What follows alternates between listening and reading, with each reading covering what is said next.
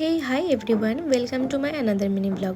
এই কদিন ধরে ঠিকঠাকভাবে ভিডিও আপলোড করতে পারিনি, তবে এবার থেকে চেষ্টা করব রেগুলার ভিডিও দেওয়ার।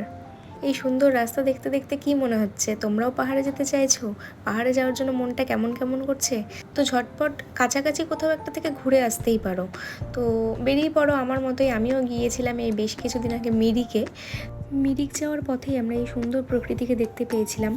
আর আসলে সেদিন একটু রোদ ছিল না, যার জন্য আরও বেশি ভালো লাগছিল যেন চারপাশটা দেখতে। এই রাস্তা দিয়ে মাঝে মাঝে হাতিও ক্রস করে। এই ব্রিজটার নাম দুধিয়া ব্রিজ, আর নিচ দিয়ে বয়ে গেছে পালাশন নদী। এবার ব্রিজ পার করে আমরা ঢুকে পড়েছি মিরিকের রাস্তায়। আর মিরিকে ঢোকার পর থেকেই যেন চারিদিকটা একদম বৃষ্টিতে আমাদেরকে ঘিরে নিয়েছিল। এত বৃষ্টি হচ্ছিল হঠাৎ করেই, খুব ভালো লাগছিল। পাহাড় আর সাথে বৃষ্টি, এটা একটা অন্য রকম, এর কোনো তুলনা নেই। এবার একটু উঁচুতে উঠতেই দেখা যাচ্ছে কি সুন্দরভাবে মেঘগুলো ভেসে আছে।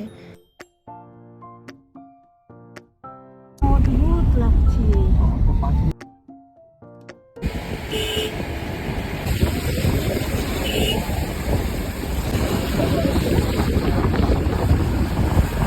পাহাড়ি রাস্তা পেরিয়ে আমরা পৌঁছে গিয়েছিলাম একটি ক্যাফেটেরিয়াতে, যার নাম ছিল টি বাই দ্য লেক গোট্রিক টি পট। এই রেস্টুরেন্ট থেকে তোমরা এত সুন্দর মিরিক লেকটিকে এনজয় করতে পারবে। রেস্টুরেন্টটিতে ইনডোর আউটডোর দুই জায়গাতেই সিটিং অপশন আছে, তোমরা তোমাদের ইচ্ছে অনুযায়ী বসতে পারো। বাইরে স্পেস না থাকায় আমরা ফার্স্টে ভেতরেই বসেছিলাম, তারপর পরে বাইরে শিফট হয়ে যাই।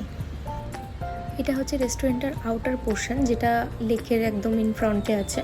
এই রেস্টুরেন্টটার ঠিক অপোজিট সাইডে আই লাভ মিরিক লেখা যে ডিসপ্লেটি সেটা রয়েছে এই লেকটার অপোজিটেই, ওই যে তোমরা দেখতেই পাচ্ছ। তো আমরা সেখানে যাইনি, আমরা এই রেস্টুরেন্টের মধ্যে একটু কিছু স্ন্যাক্স এনজয় করে তারপরে বেরিয়ে পড়েছিলাম।